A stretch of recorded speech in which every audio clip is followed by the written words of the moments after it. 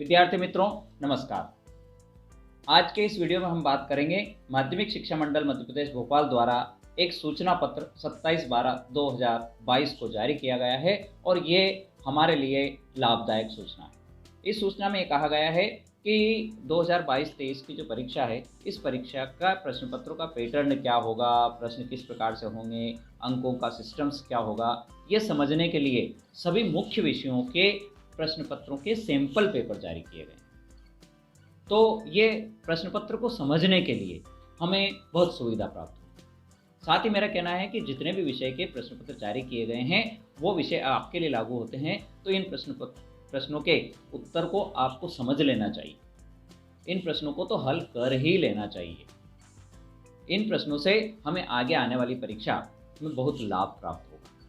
इस सूचना पत्र में स्पष्ट रूप से कहा गया है कि ये सिर्फ सैंपल है। किसी भी प्रकार से इन प्रश्नों को आप आईएमपी प्रश्न ना समझें, ना ही ये समझें कि ये ही आएंगे। ये सिर्फ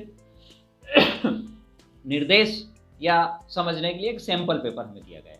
आइए, यानी प्रश्न पत्र का मॉडल समझने के लिए ये जो फिजिक्स 2022-23 के लिए बोर्ड द्वारा जारी किया गया, आइए इसको देखते हैं।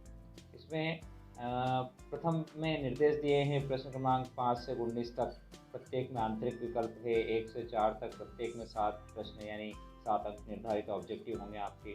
5 से 12 तक 2 अंक होंगे। 13 से 16 तक 3 अंक होंगे।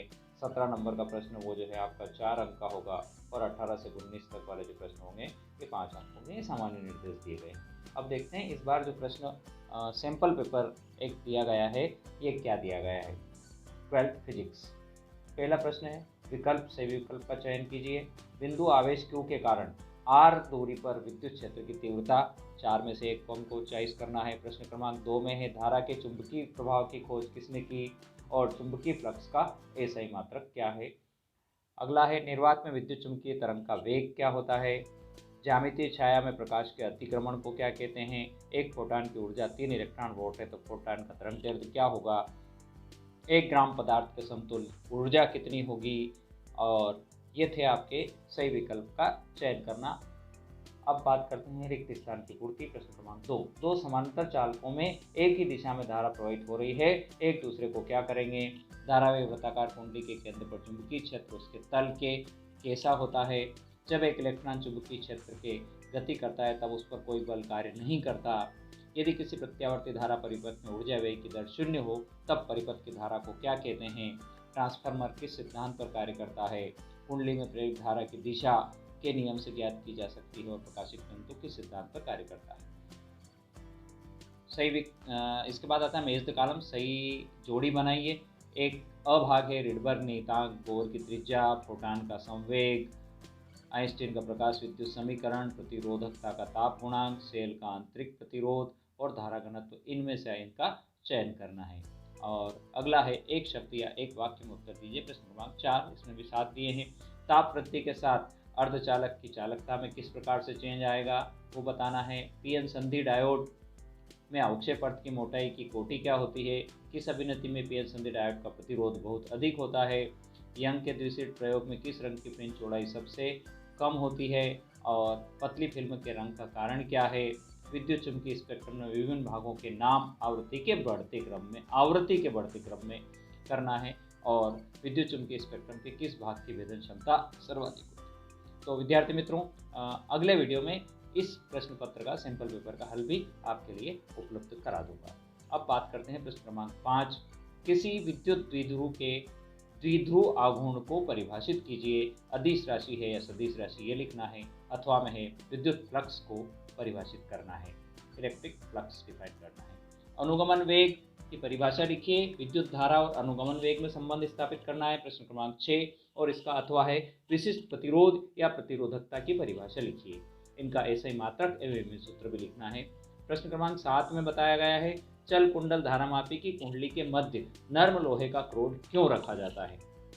अथवा में है धारामापी के चुंबक के ध्रुव अवतल क्यों बनाए जाते हैं, यानी कॉनकेव जो शेप होता है वो कैल्वेनोमीटर में क्यों बनाया जाता है। 8 में एक सवाल दिया है, एक 100 ओम का प्रतिरोधक 220 वोल्ट और 50 हर्ट्ज आपूर्ति से संयोजित है तो परिपथ में धारा का RMS root mean square value निकालना है और एक पूरे चक्र में कितनी नेट राशि व्यय होगी ये बताना है। प्रश्न क्रमांक 9 इसी 8 का अथवा है एसी आपूर्ति का शिखर मान 300 वोल्ट है तो आरएमएस वोल्टता कितनी होगी, और एसी परिपथ में धारा का आरएमएस मान 10 एम्पियर है तो शिखर धारा कितनी होगी। और इस तरह के प्रश्न कई बार परीक्षा में अंकित में पूछे ही जाते हैं। प्रश्न क्रमांक 9 पूर्ण आंतरिक परावर्तन की शर्तें, यानी प्रकाश सघन माध्यम से विरल माध्यम में जाना चाहिए, क्रांतिक कोण वाली बात यहाँ करना है। दाढ़ी बनाने में, मेकअप करने में अवतल दर्पण का उपयोग ही उपयुक्त होता है, क्यों किया जाता है ये बताना है। 10वां है प्रकाश विद्युत प्रभाव को परिभाषित कीजिए, इससे संबंधित आइंस्टीन का समीकरण लिखना है, यानी प्रकाश विद्युत प्रभाव की परिभाषा और आइंस्टीन समीकरण सिर्फ लिखना है। अथवा में दिया है द्रव्य तरंगों की विशेषताएं यहाँ पर लिखना है।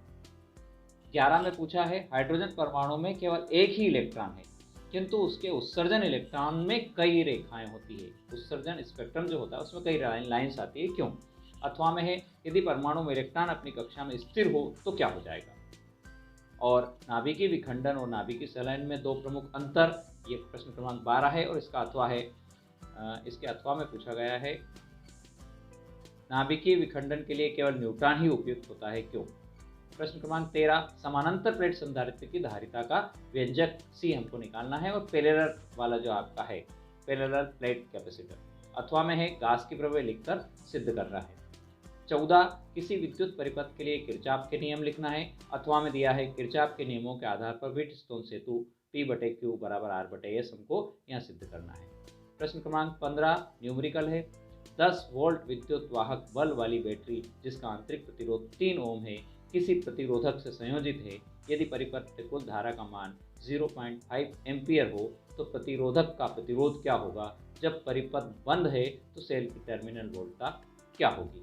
अथवा में भी एक सवाल दिया है कमरे के ताप 27 डिग्री सेंटीग्रेड पर किसी तापन अवयव का प्रतिरोध 100 ओम है, यदि तापन अवयव का प्रतिरोध 117 ओम हो तो अवयव का ताप क्या होगा, प्रतिरोधक के पदार्थ का ताप गुणांक यहाँ दिया है। प्रश्न क्रमांक 16 दो लेंस जिनकी फोकस दूरियां f1 और f2 है संपर्क में रखे गए हैं तो prove that 1/f = 1/f1 + 1/f2। अथवा में दिया है किसी गोली दर्पण के लिए दर्पण सूत्र यहाँ पर स्थापित करना है। 17 नंबर में है पीएन संधि डायोड क्या है और डायोड की कार्यविधि अग्र अभिनति और पश्चिम अभिनति में विद्युत आरेख खींचकर बताना है। दिष्टकरण क्या है, विद्युत परिपथ खींचकर पीएन संधि डायोड की पूर्ण तरंग दिष्टकारी की क्रिया बताना है। प्रश्न क्रमांक 18 ट्रांसफार्मर का वर्णन निम्न बिंदुओं के आधार पर कीजिए, सिद्धांत, ट्रांसफार्मर के प्रकार, परिणाम अनुपात के सूत्र निगमन और नामांकित रेखाचित्र। और 18 में अथवा है प्रत्यावर्ती धारा जनित्र का वर्णन निम्न शीर्षकों के अंतर्गत करना है, सिद्धांत, नामांकित रेखाचित्र, मुख्य भागों के नाम और कार्यविधि। 19 में है संयुक्त सूक्ष्मदर्शी का वर्णन, प्रतिबिंब बनने की व्यवस्था का किरण आरेख, आवर्धन क्षमता के सूत्र की स्थापना, जब अंतिम प्रतिबिंब दो स्थितियां दी है, अंतिम स्पर्श दृष्टि की न्यूनतम दूरी पर बने और बी में दिया है अनंत पर बने। और 19 का अथवा दिया है खगोलीय दूरदर्शी का वर्णन निम्न शीर्षकों के अंतर्गत कीजिए, प्रतिबिंब बनने की व्यवस्था, आवर्धन क्षमता के सूत्र की स्थापना, जबकि अंतिम प्रतिबिंब स्पर्श दृष्टि की न्यूनतम दूरी पर बने और अनंत पर बने। विद्यार्थी मित्रों, ये जो प्रश्न पत्र दिया गया है ये बोर्ड की वेबसाइट, ऑफिशियल वेबसाइट्स पर दिया गया है, उसी को मैंने आपके सामने रखा है। अच्छे प्रश्न है, ये प्रश्न तो हमें तैयार करना ही चाहिए। वीडियो आपने अंत तक देखा उसके लिए बहुत बहुत धन्यवाद। ओके, जय जिनेंद्र।